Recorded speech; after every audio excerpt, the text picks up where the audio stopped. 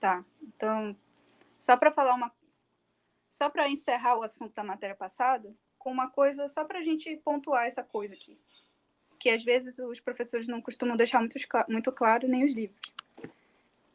Eu sei que vocês viram isso em química também no começo, que é mudança de estados da matéria, né? Então a gente aprende que isso daqui é verdade para a água. Eu desenhei esse gráfico aqui para a água, mas também para os outros materiais, que eles têm uma temperatura em que ocorre a fusão, né? Que é, eles passam do sólido para o líquido, e eles têm uma outra temperatura em que ocorre a ebulição, quando eles passam do líquido para o gasoso. E aí a gente tem esses estados da matéria. E isso acontece com todas as coisas, e esse é o exemplo da água, em que a ebulição acontece a 100 graus Celsius e que a solidificação, né, ou fusão, tanto faz de onde para onde você está indo, acontece a 0 graus Celsius. Só para lembrar, enquanto o gelo está derretendo, por exemplo, a temperatura não aumenta nem diminui. Se tem água e gelo convivendo no mesmo lugar, é porque a temperatura está no 0 graus. E se tem água fervendo, ainda tem água líquida e tem água vapor, é porque está a 100 graus. E ele não muda, ele não aumenta de 100 graus até que toda a água tenha evaporado. Aí, quando vira um gás totalmente, aí começa a aumentar a temperatura de novo. Então, ele não usa energia mais para aumentar a temperatura durante esse tempo. Ele usa para mudar o estado que ele está, né? A coisa. O gelo usa para derreter e não para aumentar a temperatura dele. Ou, enfim, a água usa para evaporar e não para aumentar sua temperatura. Nesse momento, a temperatura não muda. Uma outra coisa que eu queria falar é que a água, não só quando ela atinge 100 graus, ela está vaporizada. A gente tem água vaporizada, em forma de vapor, no ar o tempo todo. Não sei se você já deve ter ouvido falar da umidade do ar. E isso não quer dizer que porque a água está em forma de vapor no ar, isso não quer dizer que ela está a 100 graus. De jeito nenhum, se tivesse a 100 graus, a gente estava fervendo. Então, o que acontece? É porque a vaporização é diferente da ebulição. Então, a ebulição não é o único jeito da água virar vapor. Toda água líquida, ela está virando vapor na superfície o tempo todo. Porque se você pensar nas moléculazinhas dela aqui, você vai ter algumas moléculazinhas aqui que adquirem uma velocidade maior e escapam do líquido. E aí elas vão para o ar. Se o ar seco, ou seja, já tem poucas moléculas de água nele mesmo, elas tendem a ir para ele. Só que isso acontece de forma lenta. Então a água evapora, por exemplo, no sol, e não precisa alcançar 100 graus Celsius para fazer isso, para ela evaporar. Isso acontece, é um processo natural que acontece só na superfície aqui, e ela vira um vapor. Mas não é igual a ebulição que acontece tudo de alguma vez, só acontece na superfície. Isso sempre acontece. Esse é o motivo pelo qual a roupa seca no varal. E o vento ajuda mais do que o sol a roupa secar no varal. Porque o que o vento faz é pegar essas moléculas de água que estão aqui em cima e ele varre elas para fora. E aí, quando ele varre elas para fora, fica vazio aqui de moléculas de água e dá mais espaço para mais moléculas de água saírem daqui. Então, acho que elas atingem uma certa velocidadezinha, algumas saem. E aí, quanto mais o ar varre as moléculas de cima do líquido, mais as moléculas do líquido têm chance de sair. E aí ele evapora naturalmente, sem precisar estar numa temperatura alta. Tá?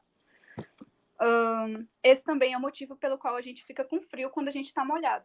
Por quê? Porque a água evapora da gente. Ela precisa chegar a 100 graus para evaporar da gente? Não precisa. A gente está a 36 graus, então quando você sai do banho ou sai da piscina, tem um monte de gotinha de água no seu braço, na sua pele. A água vai evaporar da sua pele. Não é porque sua pele está a 100 graus, ela vai estar a 36, 37 graus.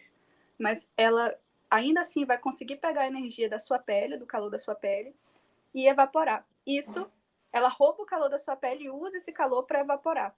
E quando ela faz isso, ela te esfria, porque ela roubou um pouco de calor de você, e é por isso que você sente frio depois de tomar banho. Então, só para a gente falar sobre essa coisa da água, que não necessariamente ela precisa... Existe a evaporação, e existe condensação, mesmo não estando a temperatura 100 graus, porque a água isso depende da umidade do ar.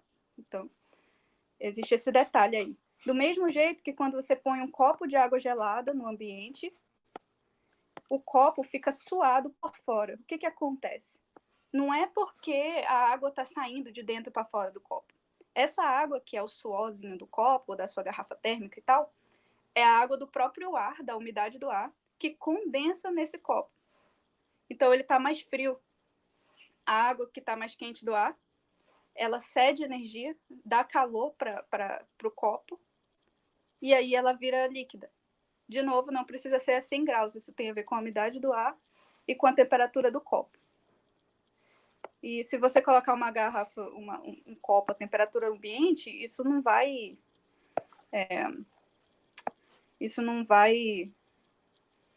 suar, né? Ele só sua quando ele está numa temperatura alta, uma latinha de refrigerante numa temperatura grande e tal. Sua porque a temperatura tá menor do que a do ambiente. E aí a água que está no ar o tempo todo, da umidade do ar, vai lá e condensa em cima da garrafa, tá bom? Para poder... Opa. Então, era só isso que eu tinha para adicionar. Só para lembrar, a água não precisa ferver para evaporar. Ela também pode evaporar para os outros meios. Nem sempre precisa ser numa temperatura alta. Então, tá. Vamos falar de astronomia, então? Acho que já chegou aí todo mundo. Passam uns 10 minutinhos. Vou tirar a foto para fazer chamada depois. Deixa eu ver.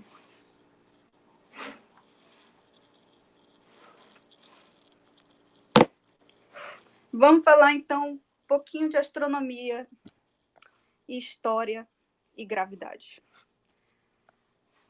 Não sei se vai demorar 2 aulas para falar disso. Eu espero que não, mas se demorar, tudo bem. Então, tá, vamos falar um pouco de astronomia. Desde os tempos mais antigos, a humanidade sempre teve interesse pelo céu e observar o céu e entender como que funciona o movimento do céu. Tanto para ajudar a gente a, por exemplo, navegar nos lugares, para ajudar a gente a viajar, a ter direção, localização de onde a gente está, quanto por simples curiosidade de entender o que são as coisas que estão no céu e como que elas funcionam, como que elas se mexem, do que elas são feitas, etc. E os relatos antigos, que são mais detalhados, que sobraram, assim, né? A gente sabe que várias sociedades estudavam e observavam o céu, mas o que a gente tem de mais detalhado vem da Grécia Antiga. Como sempre, o pessoal lá, a galera, Aristóteles, Platão, os filósofos da Grécia Antiga, era o pessoal que observava isso também. Eles estudavam um pouquinho de tudo. E aí, lá, surgiu a astronomia, que é a ciência dedicada à observação e registro dos fenômenos celestes. Então, ela observa a olho nu, com luneta, e registra, né, o que acontece no céu. Ela anda lado a lado com a astrofísica hoje em dia. A astrofísica, ela pega esses registros e tenta encontrar as explicações, tenta encontrar modelos simples que expliquem vários desses registros de uma vez só. Igual o resto da física, né, faz com todo o resto das coisas. Então, a astrofísica faz isso com as coisas, os fenômenos do céu. E aí, a primeira discussão que a gente vai falar é sobre sistemas planetários. Por quê? Lá no século II depois de Cristo, então, um cara chamado Ptolomeu fez o modelo mais famoso e um dos primeiros, assim, de como que os planetas se movem. Os planetas e estrelas. Por quê? Deixa eu voltar aqui para a gente ter uma ideia. Quando a gente observa o céu, a olho nu, sem nenhum instrumento,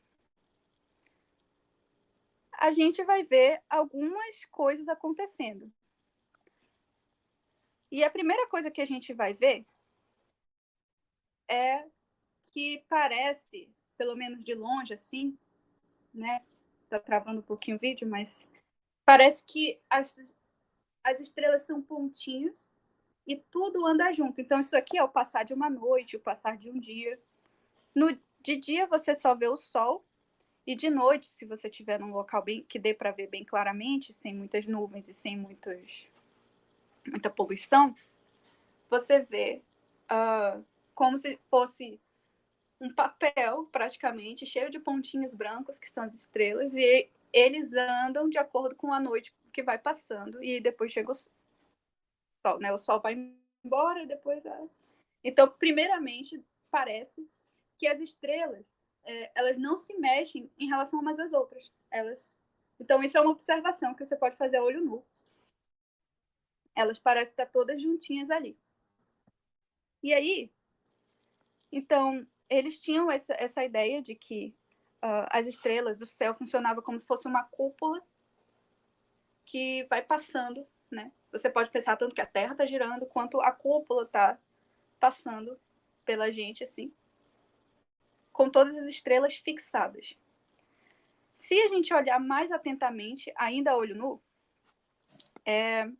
a gente vai ver uma coisa um pouquinho estranha.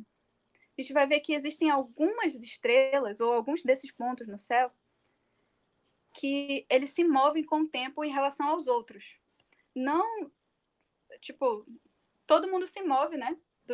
Durante a noite vai passando e, como vocês viram, a cúpula inteira se move, mas tem alguns pontinhos que se movem em relação a essa cúpula, né? Em relação a esse fundo de estrelas. Então, deixa eu passar aqui. Ó, o que dá para ver é uma coisa assim, ó. Tá vendo o pontinho vindo aqui da esquerda, da direita, quer dizer?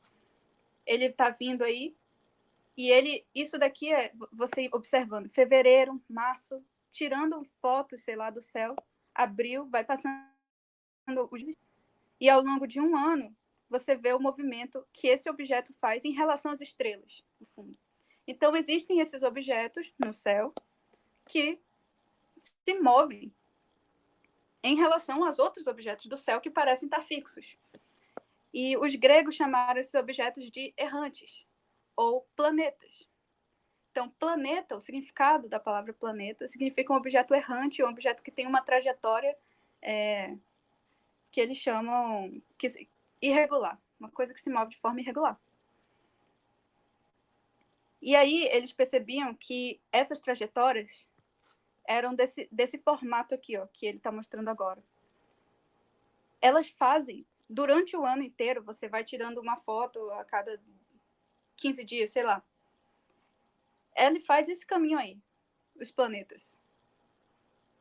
Então, a primeira vez que eles detectaram um planeta, o que é um planeta, ele brilha diferente no céu, porque ele não tem brilho próprio. Então, a estrela cintilha. Ela faz aquela coisa de estrela mesmo. Ela muda o brilho dela, assim, fica cintilando.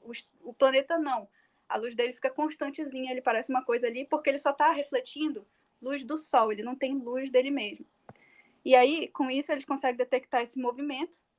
E esse movimento é meio aleatório, esse negócio aí que vocês estão vendo, em relação às constelações que estão aí atrás. Então, isso era o que eles viam a olho nu. Fala, meu Deus, como é que eu explico um troço desse?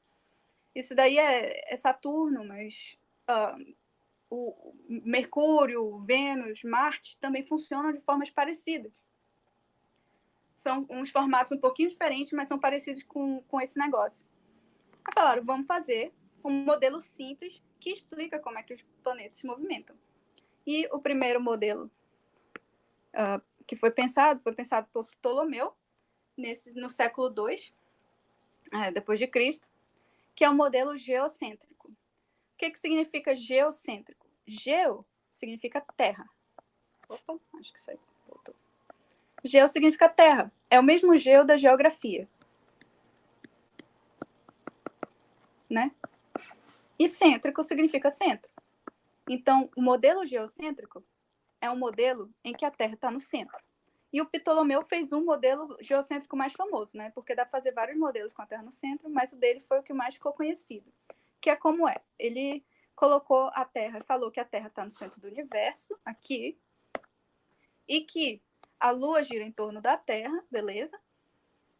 E que os outros planetas giram em torno da Terra, só que eles giram em torno de um círculo que gira em torno da Terra. Por quê? Porque ele precisava explicar o que está acontecendo no céu, que são aquelas trajetórias bizarras. E para isso ele fez esses chamados epiciclos, que são esses círculozinhos aí. Então ele fala, na verdade não é só a gente girando em torno da Terra, é girando em círculos que giram em torno da Terra. E aí ele consegue achar círculozinhos que reproduzem essa figura que a gente vê no céu, essa figura, essa trajetória que os planetas fazem. E o Sol estaria bem aqui, então tem Mercúrio, Vênus, e o Sol seria o terceiro aqui, girando em torno da Terra. Aí depois Marte, Júpiter, enfim. E aqui o céu fixo de estrelas. Então esse era o modelo, e esse é um modelo bom, na verdade, para explicar essas trajetórias que os planetas fazem, que a gente chama de movimento retrógrado. Então, até que era bom, né? Apesar de que a gente não usa esse hoje. E aí, olha aqui, ó, Copérnico propôs o modelo heliocêntrico. Isso foi muito tempo depois. Você está vendo aqui, ó, 1473 foi o ano que ele nasceu, sendo que o Ptolomeu morreu em 168. Então, passou um tempão. E aí, o Copérnico fez um outro modelo, que é o modelo heliocêntrico. E o que é heliocêntrico? Hélio significa sol. Hélio significa sol. E cêntrico significa centro. Então, é um modelo em que o Sol está no centro do universo. Qualquer modelo que o Sol está no centro do universo vai ser um modelo heliocêntrico, e o de Copérnico é o mais famoso. Então, a gente tem isso. E está aqui o original que ele fez lá nos estudos dele, mostrando aqui, ó, que a única coisa que gira em torno da Terra mesmo é a Lua, e o resto, todo mundo gira em torno do Sol, inclusive a Terra. Que é o que a gente tem hoje, né? Mais ou menos.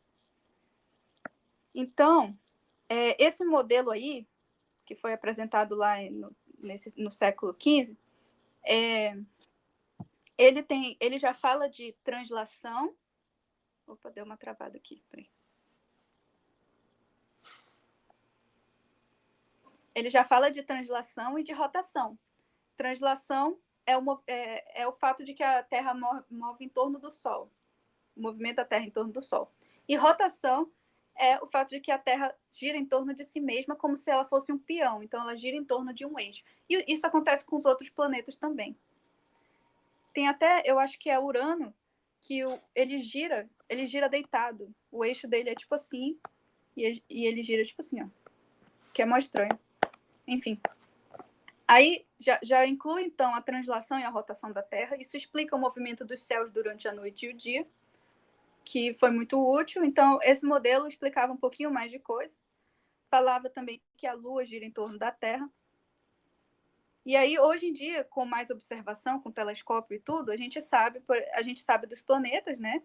Tem o Sol, aí depois tem Mercúrio, Vênus, Terra, Marte, Júpiter, Saturno, Urano, Netuno. Entre Marte e Júpiter vai ter um cinturão de asteroides aqui.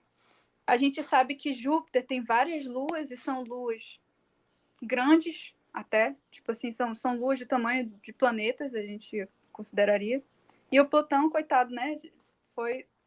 Tá aqui, mas foi rebaixado a planeta não. Mas tá lá ele. Enfim. Então, essa ideia de que o Sol estava no centro e as coisas estavam girando em torno dele foi retalhada pela Igreja Católica nessa época. Eles não gostavam dessa ideia porque eles queriam que eles queriam que a Terra tivesse um papel especial no universo, os filhos de Deus e tal. Não, e aí esse modelo colocava a Terra como só mais um dos outros planetas. E aí eles consideravam heresia, uma ideia filosófica que era heresia. Inclusive, por isso que Copérnico só publicou essa ideia logo quando ele já estava perto de morrer, porque ele não queria arranjar treta com a igreja. Mas logo depois veio Galileu, e o Galileu defendia essa ideia, mas ele foi julgado e ele precisou negar a ideia lá em julgamento, né, para não ser acusado de heresia e tal. Nessa época, o pessoal morria na fogueira por causa de umas ideias filosóficas ou algumas ideias científicas. Então, só para falar um pouquinho aqui do Galileu, o Galileu, que veio logo depois, assim, dessa época, ele foi o primeiro que pegou, a luneta já existia, né, que era um negócio tipo um telescópio, uma lente de aumento, foi o primeiro que usou isso para olhar para o céu. E ele é considerado o pai da astronomia e da ciência moderna. Ele fez um monte de descoberta, inclusive luz de Júpiter, foi ele que olhou pela primeira vez. E várias outras coisas que não podiam ser vistas a olho nu, foi ele que descobriu. Então tá. Isso para falar de geocentrismo e heliocentrismo. Apesar de tudo, coloquei aqui em cima, o modelo geocêntrico descreve bem os movimentos. Tipo assim, não é uma questão de escolha. O heliocentrismo, a gente vê que ele é mais simples, né? Ele é menos... O do Ptolomeu tem um monte de círculos que você precisa fazer uns cálculos matemáticos absurdos para poder ver qual é a órbita dos planetas, e no heliocentrismo é muito mais simples. Então, a gente adota esse, mas o geocentrismo descreve muito bem.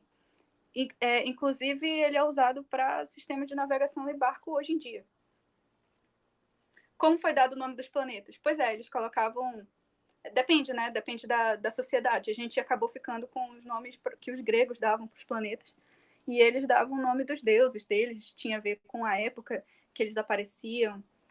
Tem época que, sei lá, Mercúrio e Vênus estão perto do Sol e eles aparecem bem na hora que o Sol se põe. E aí eles associavam alguma coisa mística, sempre tinha um misticismo envolvido, e religião e tal. Então eles deram os nomes. Ah, esse é o deus da guerra. Vai ser esse planeta aqui vermelho, né, e tal. Vênus é a deusa do amor, vai ser esse planeta aqui. Então, tipo assim, eles associavam com os deuses deles. E em outras culturas isso aconteceu também e foi transferido, né, de cultura em cultura que morou aqui naquela região da Europa ali. Pois é, tá.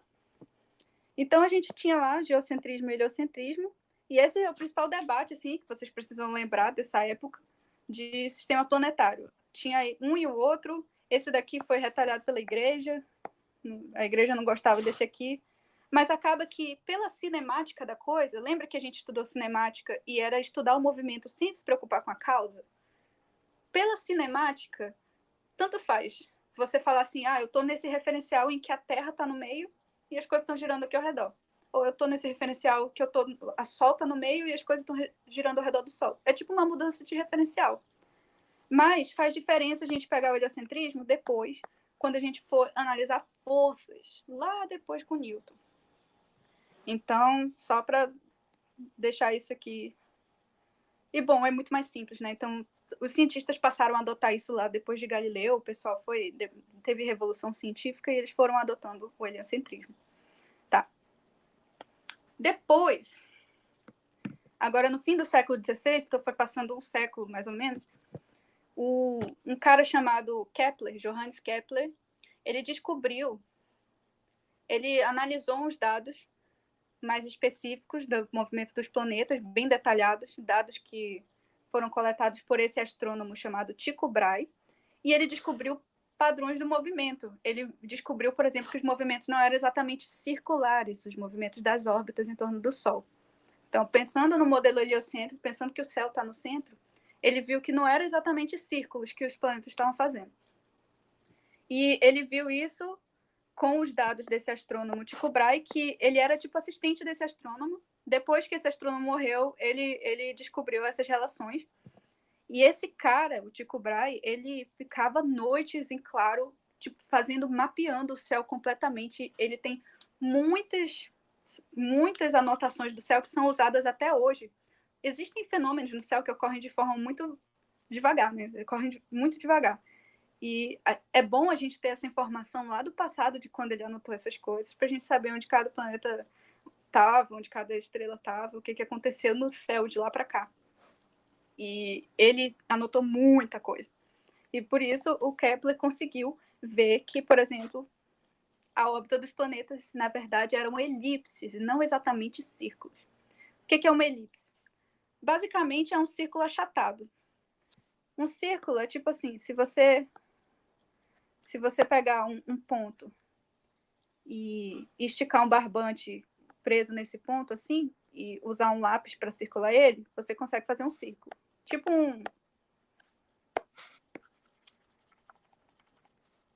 se você fizer isso na areia, você prender 2 pedaços de barbante e traçar com um lápis assim, você consegue o raio sempre igual, né? A distância sempre igual a esse ponto. E aí você vai conseguir um círculo. Para conseguir uma elipse, você precisa pegar 2 pontos. Então, você tem 2 preguinhos numa mesa e um barbante assim solto. Você pega um lápis e traça esticando esse barbante. Você vai conseguir esse formato aqui. Tá? Então, pega um lápis, um lapisinho aqui e traça.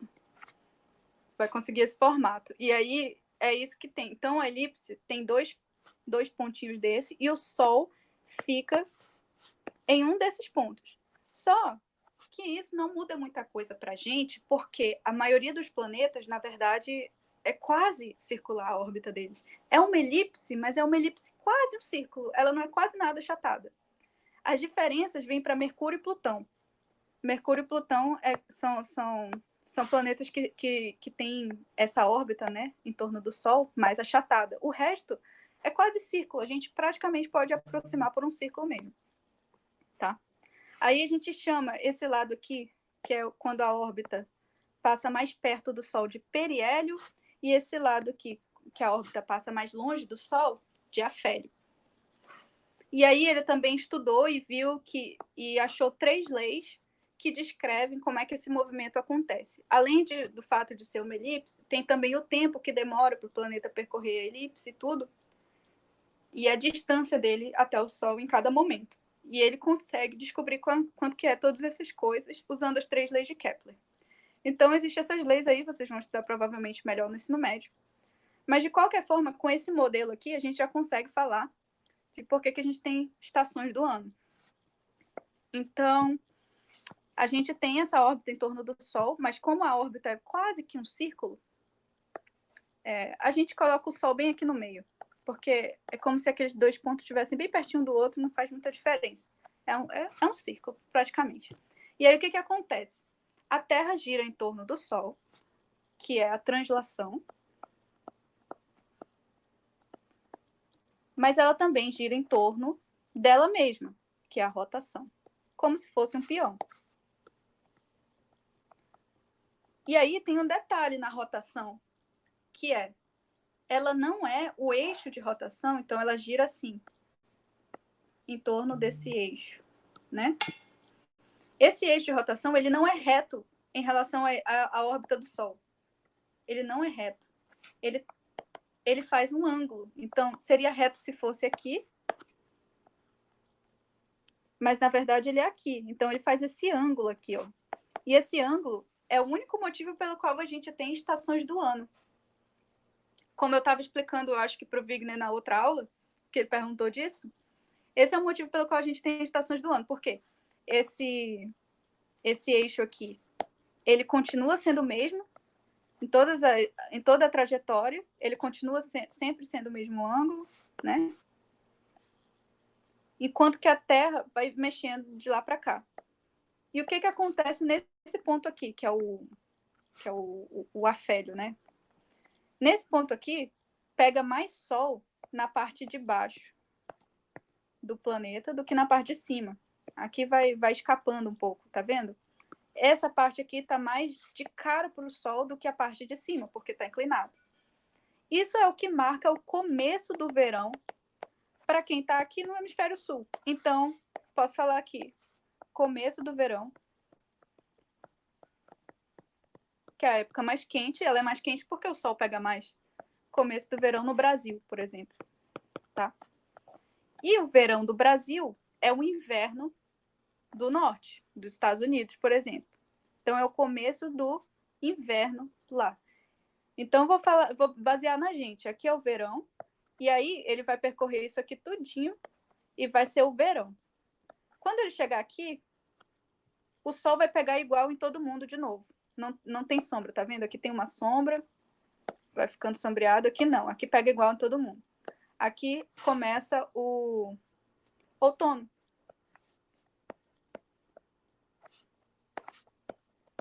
Quando chega aqui desse outro lado, quem está pegando o Sol diretamente, quem está de cara para o Sol, é o hemisfério norte. Então, você pode falar, começa verão nos Estados Unidos, por exemplo. Ou seja, inverno no Brasil. Toda vez que é verão nos Estados Unidos, é inverno no Brasil e vice-versa. Aqui eu tô pegando, para falar isso aqui, eu tô falando do Brasil. Aí aqui é inverno, então. E aqui é primavera. De novo, desse lado aqui, o sol tá vindo de lá para cá, né? Ele tá pegando na Terra toda. E o outro lado da Terra toda tá escuro. Então aqui é primavera. Aí a gente tem as 4 estações do ano por causa dessa inclinação. E a gente chama esses momentos em que começa o verão, a gente chama de solstício. Começo do verão e inverno é solstício. É uma data mesmo, dia 20 e poucos de, sei lá, quando começa o verão aqui, dezembro? Eu não lembro. Aqui é um solstício também. Os dois são solstícios e esses dois aqui a gente chama de equinócios. São as datas que começam as estações do ano. Só que elas são trocadas se você está olhando para o sul ou para o norte.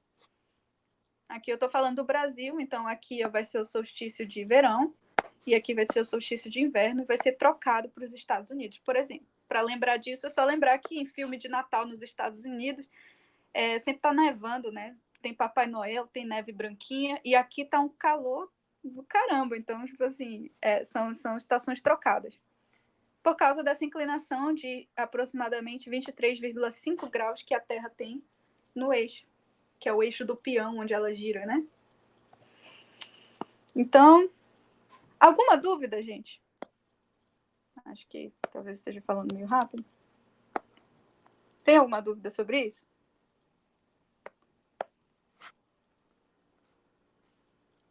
Beleza.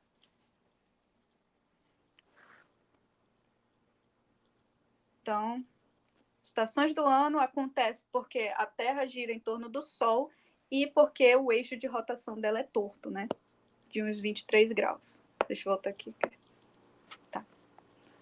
Agora, vamos seguir em frente para o que veio depois. Depois que Kepler descobriu que os planetas, na verdade, andavam numa órbita em forma de elipse e que existia leis falando como que era o movimento desses planetas, o Newton, no início do século XVII, teve né? A maçã caiu na cabeça dele. Ele teve uma grande ideia. Ele percebeu que esses movimentos que o Kepler tinha estudado e que ele tinha feito leis, essas leis eram compatíveis com as leis do Newton, do movimento das coisas que a gente estudou em mecânica. Ele percebeu que eram as mesmas leis. Como assim? Como assim é o seguinte, se existir... Ele falou assim, então, se existir uma força, toda vez que eu tiver um objeto que tem uma massa m1 e um outro objeto que tem uma massa m2 e tem uma distância d entre eles, se toda vez que tiver isso, existir uma força da natureza, uma força, tipo, a força que eu puxo alguma coisa, existir alguma força que tenha esse valor aqui, que é uma constante, que é esse G aqui, gravitação universal, vezes a massa do primeiro vezes a massa do segundo, dividido pela distância entre eles ao quadrado. Isso aqui não precisa decorar, gente, é só mais para a gente entender mesmo o que ele fez. Se toda vez que dois objetos massivos estiverem juntos, existir essa força que faz eles se atraírem, então tudo funciona de acordo com as leis de Newton, inclusive as trajetórias que o Kepler previu, que ele estudou.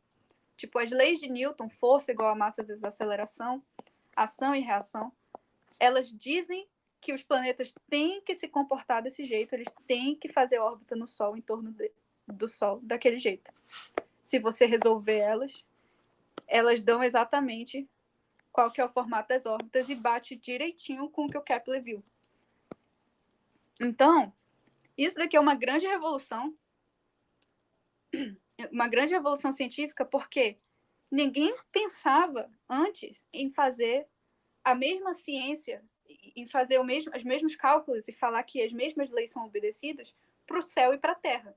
Antes, eles sempre tratavam como se o céu e a terra fossem coisas separadas, com leis diferentes. E, inclusive, lá nos gregos, eles achavam, tipo, tinha uma coisa mística, assim, porque o céu e os astros são perfeitos e a gente é imperfeito. Então, eles andam em círculos que são formas perfeitas e a gente não. E agora, ele acabou de ver que existe uma compatibilidade, existe um jeito de descrever os astros com a mesma mecânica que a gente escreve as coisas aqui. Então, o que é o negócio da maçã cair na cabeça do Newton, né? Que o pessoal fala. É que quando ele viu uma maçã caindo, ele falou, cara, e se essa força que puxa essa maçã para baixo, que é o peso dela, for a mesma força que faz a Lua girar em torno da Terra? E aí ele tentou e viu que, existindo essa força aqui, que é a gravidade, isso faz sentido e obedece às leis de Newton. E as leis de Newton dizem como que isso vai se mexer, tá? Então, como é que isso funciona para força-peso? Então, você tem a maçã aqui, como eu já falei, a força-peso é a força gravitacional. Mas cadê? Força-peso era mg, não era? E agora eu estou falando que tem essa outra fórmula aqui. Mas é a mesma fórmula, na verdade. O que a gente faz é o seguinte, se a coisa está em cima da Terra, a gente fala que aproximadamente a distância entre ela e o centro da Terra é o raio da Terra.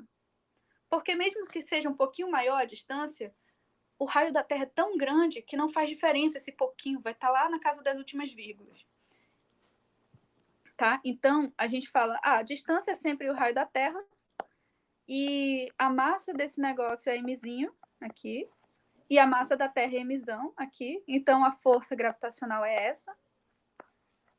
E aí, a gente chama essa constante aqui, g vezes mzão sobre r ao quadrado, de gzinho, que é a aceleração da gravidade. Então, gzinho, a aceleração da gravidade, muda com a altura que você tá. Cara, eu acho provavelmente não caiu na cabeça do Newton. Mas eu acho que ele pode ter visto. Ele viu com certeza objetos caindo e chegou nessa conclusão, mas não tem como a gente saber, porque é muito específico. Ele não escreveu em momento nenhum, sabe? Que a maçã caiu na cabeça dele. Mas ele escreveu alguma coisa sobre uma maçã cair. Então. Tipo, não na cabeça dele, mas enfim. Aí aqui, olha, o G, que é a aceleração da gravidade, muda sim com a altura, mas precisa de uma altura tão grande para mudar um tanto bom, que a gente fala que G é mais ou menos igual em todo lugar, tá? Mas então o peso, isso daqui é a força-peso, é a força gravitacional, sim, que o Newton previu, que é a mesma força, mesmo tipo de força para a gente. Por que a Lua não cai? Mas não faz mal acreditar que caiu na cabeça dele, não. Mas aí alguém se perguntou por que o comportamento desses dois objetos é tão diferente? Por que a maçã cai e a Lua gira, né? A Lua fica girando em torno da Terra. E aí eu falo para vocês que isso é tudo uma questão de velocidade inicial. Por quê? Uma coisa que a gente não estudou em cinemática, que não dá tempo e também não cai nas provas, mas vocês vão estudar no futuro, é que a gente estudou mais movimentos retilíneos, né?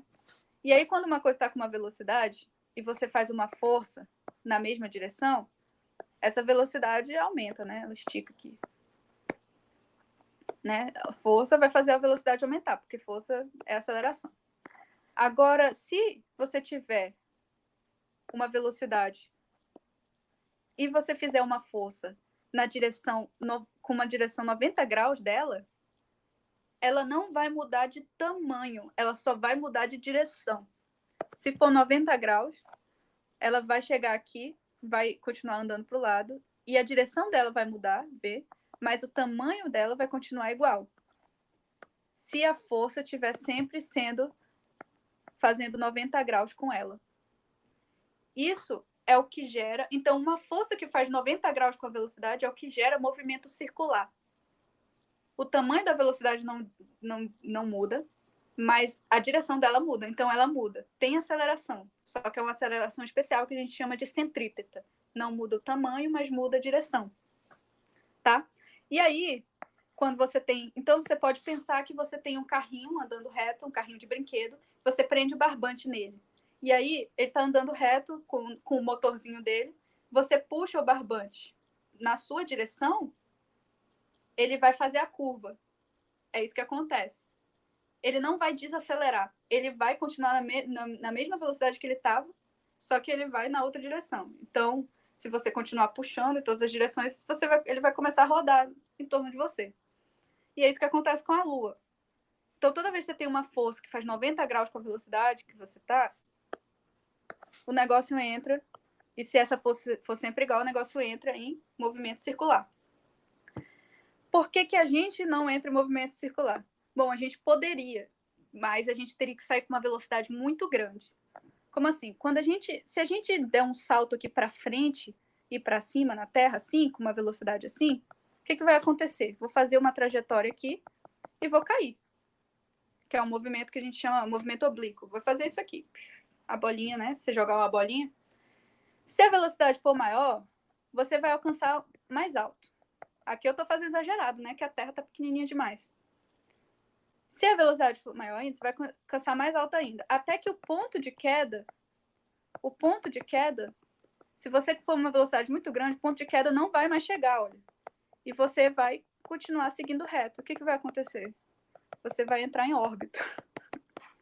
Então, o negócio tem a ver com a sua velocidade inicial. A gente cai na Terra porque a gente cai no chão antes da nossa velocidade chegar a um ponto que a gente consegue entrar em órbita. Mas se a gente saísse com uma velocidade muito alta, que é o que os satélites fazem, os foguetes fazem, a gente consegue entrar em órbita. E aí, a partir daqui, tem força-peso, sim, mas ela não te faz cair, ela te faz continuar no movimento circular. E é por isso que a força da gravidade explica tanto objetos que caem quanto objetos que ficam girando em torno das coisas, seja do Sol ou seja a Lua em torno da Terra, né?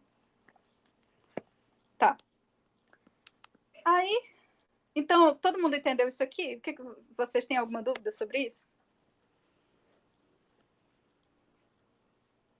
Essa foi a grande sacada de Newton.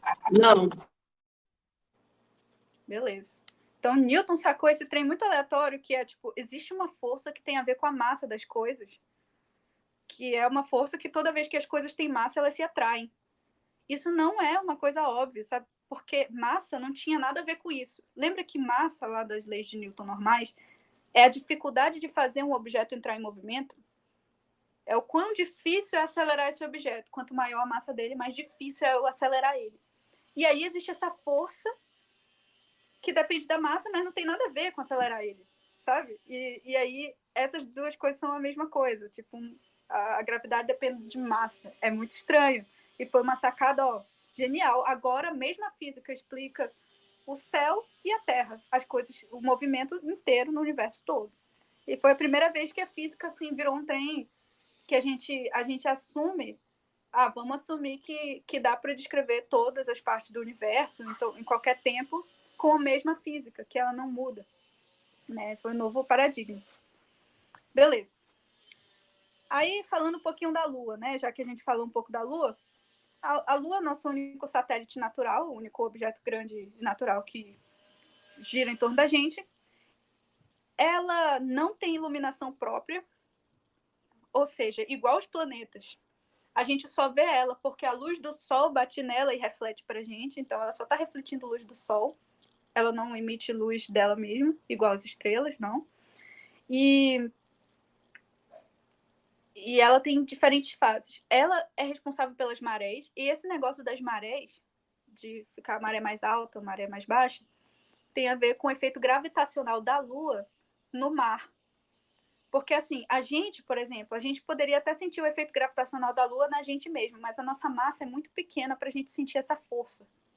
A força que a Terra puxa a gente é muito maior. Tá?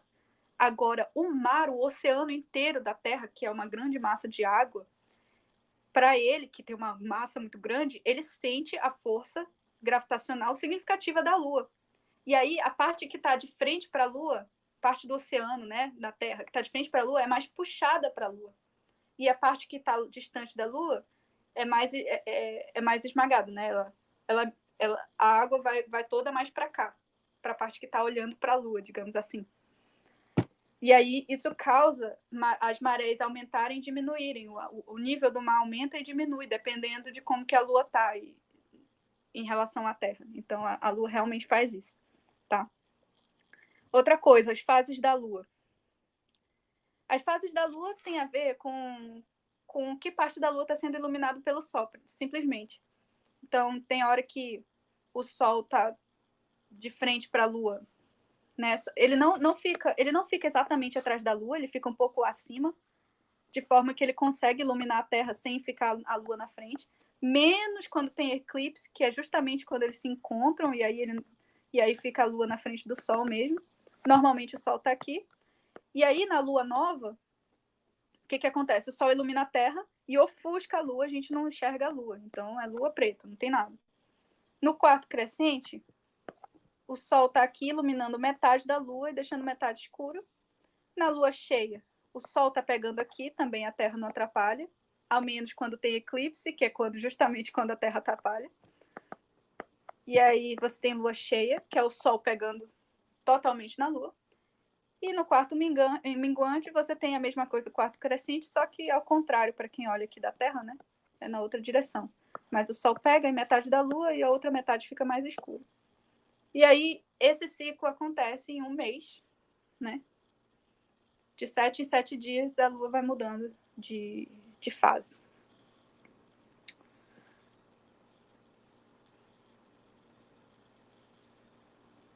Da super lua azul, lua rosa, tem que ver. Na verdade, assim, eu vejo para a próxima aula, porque senão eu vou ficar sem tempo. Mas eu prometo, vou pesquisar para você os fenômenos da Lua. Tem várias coisas que podem influenciar na cor da Lua, inclusive o jeito que a gente recebe na nossa atmosfera a luz. A atmosfera pode mudar a cor da luz, dependendo, sabe? Então, depende de várias coisas. Depende da posição da Lua também, né? E depende de como que a luz é refletida do Sol. Quando ela pega na ponta da nossa atmosfera, antes de chegar na Lua e volta para a gente, já tem um efeito diferente. E aí ela fica avermelhada, por exemplo. Mas eu vou falar mais sobre isso, eu vou procurar mais depois. Tem uma outra coisa que a Lua sempre fica com a mesma cara virada para a gente. Eu acho que vocês já ouviram falar do lado The Dark Side of the Moon, lado escuro da Lua, que é o lado que a gente nunca vê, porque a gente só vê sempre só um lado da Lua.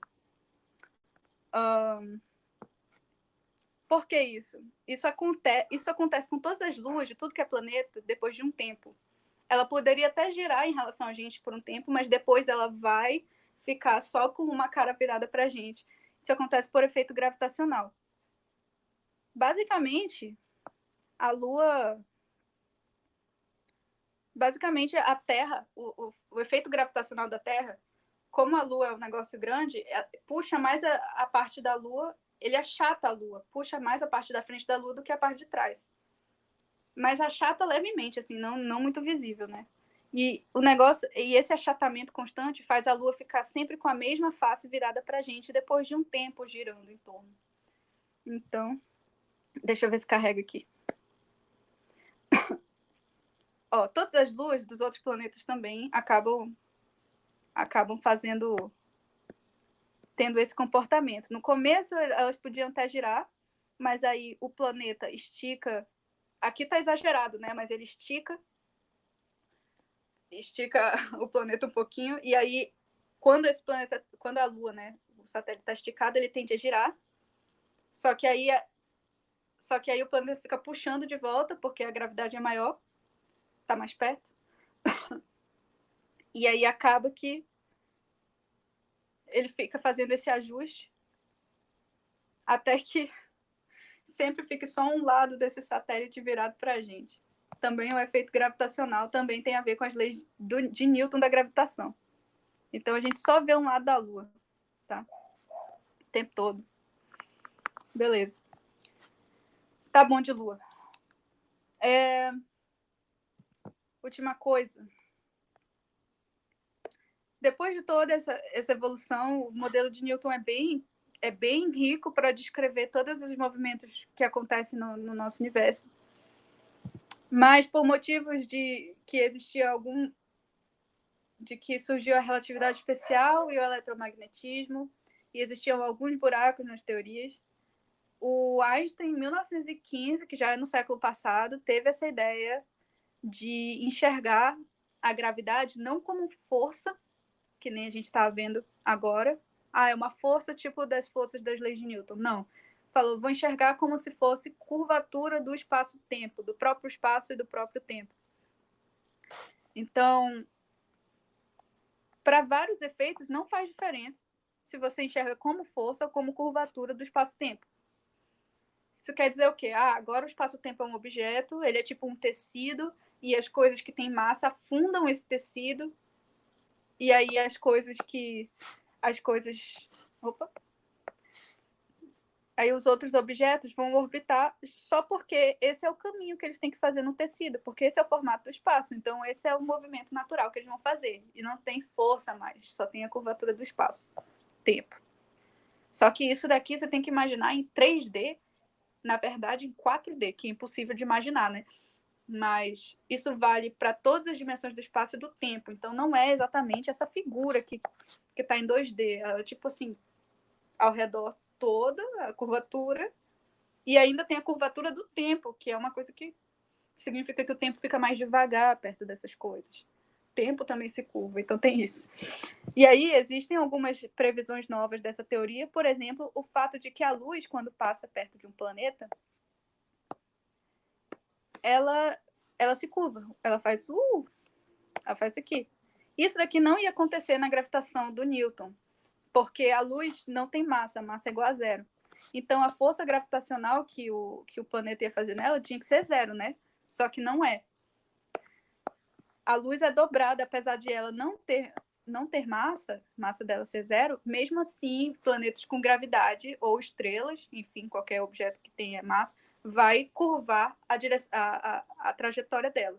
Isso foi visto em 1919, em Sobral, no Ceará, quando houve um eclipse. Então, não sei se vocês já ouviram falar dessa história, mas foi aqui no Brasil, em Sobral, que eles detectaram pela primeira vez a primeira corroboração da relatividade geral, que foi o fato de que a luz curva quando ela vem em torno do Sol. Eles só conseguem ver isso no eclipse, né? Porque o Sol tem a luz dele próprio. Mas quando acontece um eclipse, a Lua cobre a luz do Sol e dá para ver a luz que vem de trás do Sol chegando até a gente. E a gente consegue ver coisas que estão atrás do Sol, por causa que a luz curva. Então a luz estava ali atrás, ela curvou e chegou até aqui, a gente enxerga coisas que estavam atrás do Sol, que a gente não conseguiria enxergar de nenhuma outra forma. Então tem isso. E aí, com a relatividade geral, eles usaram isso daqui não é para decorar não, viu, gente? Nada dessas fórmulas é para decorar, é mais para a gente saber da história e do contexto. Então, com isso, eles usaram... a relatividade geral criou uma nova área chamada cosmologia, que é o estudo da história do universo, onde a gente consegue resolver as equações que o Einstein fez da relatividade geral, com algumas outras hipóteses físicas, e sabendo hoje quais são os parâmetros do nosso universo, sabendo hoje que ele está expandindo, e a gente consegue ver que ele está expandindo, a gente consegue saber o que aconteceu para trás com a equação. A equação descreve como que ele anda, né? Como que acontece, como que o universo evolui no tempo. E sabendo como ele está hoje, a gente consegue saber como ele estava lá atrás, a história do universo, com a cosmologia. E o modelo mais aceito, cosmológico, hoje em dia, é o modelo do Big Bang.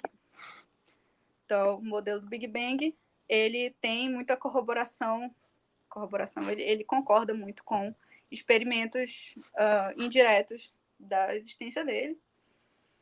Então, sabendo que as coisas têm que obedecer a essas equações aqui da gravitação, e sabendo que a física tem que ser a mesma em todo lugar, a gente primeiro consegue ver que deve ter havido um Big Bang no começo do universo, ou pelo menos um começo com um caldo, com um começo em que o universo era pequeno e quente. Porque hoje a gente vê evidências disso no céu. Na temperatura do vácuo, inclusive. A temperatura de tudo que está ao nosso redor, a gente consegue detectar as ondas de frequência de luz, micro-ondas. Aí, é isso. Então, uma coisa importante do Big Bang, da expansão do universo, é como é que a gente sabe que o universo está se expandindo? Uma coisa que a gente vê, independentemente do Big Bang, que o universo está se expandindo hoje, é a gente observa com os nossos telescópios e vê que as estrelas estão se afastando de nós e umas das outras com uma certa taxa. E a gente consegue ver isso porque a luz que ela manda para a gente, ela está desviada para o vermelho ou para o azul. A gente consegue saber se uma coisa está distanciando da gente, se a luz dela se desvia para o vermelho ou para o azul com o tempo. Então a gente consegue ver que as estrelas se distanciam entre si e se distanciam de nós, toda ao redor do universo. Em todo o céu que a gente olha, com os nossos telescópios, a gente consegue medir o quanto que é essa taxa e saber o quanto que ela era para trás usando esse modelo. E aí dizer que houve uma grande expansão no começo e que está havendo uma expansão agora. Essa expansão, gente, não significa que as coisas estão aumentando de tamanho, que é uma dúvida que muita gente tem. Significa que nós todos estamos ficando grandes e a Terra está ficando grande? Não. Significa a gente continua do mesmo tamanho, porque o que prende a gente são forças eletromagnéticas e elas são muito maiores do que força gravitacional ou de expansão, mas o tamanho do espaço entre as coisas, entre os planetas e entre as galáxias, aumenta. É como se a sua régua de medir a coisa esticasse. Como se fosse isso. Ou o que o pessoal fala normalmente, usa de analogia, é um balão que se você enche o balão, todas as pontas dele se distanciam do mesmo tanto. Isso em 2D. Então, é como se o espaço fosse essa estrutura que vai se distanciando, mas o tamanho dos pontinhos vai ficando igual. Continua o mesmo. Então, o modelo do Big Bang sai da teoria da relatividade geral e de outras observações físicas que a gente faz do céu. E ele está bem corroborado hoje em dia pelos experimentos, pelas observações. Aí, já acabou o meu horário. Então, eu vou deixar isso aqui para aula que vem, porque é só um pouquinho. Isso aqui é sobre terra plana. E sobre por que a terra plana está errada. E tem milhões de motivos. Mas é bom a gente saber, né? Vai que a gente precisa um dia. Oi? Por que a terra plana está errada? Ela está errada. Mas, enfim. Não vai dar tempo hoje, não. Senão teria que passar mais 10 minutos falando aqui. Mas é bom a gente saber, né? Porque a gente fica caçoando do pessoal terraplanista e aí depois a gente nem sabe por quê. Tipo, nem sabe porque desde os gregos antigos eles já sabiam que a Terra era redonda. Mas por quê? Como é que eles sabiam? Hoje a gente sabe porque porque tem foto, né? A gente tem foto explícita da Terra. Então, tipo assim, a menos que você não acredite em ninguém que não foi para o espaço, ou que ninguém foi para a órbita da Terra, ninguém pegou um avião autossuficiente, tudo bem. Mas lá no passado eles já sabiam, e é interessante saber esses argumentos também. Tem umas mitologias antigas que a Terra é plana, mas depois elas foram sumindo, porque realmente eles viram evidência. Evidência da Terra redonda, e os mapas foram ficando redondos no mundo inteiro, né? Antes, alguns eram planos mesmo, inclusive na Macedônia, se eu não me engano. Mas tá bom, gente. É isso aí. Alguma dúvida? Comentários?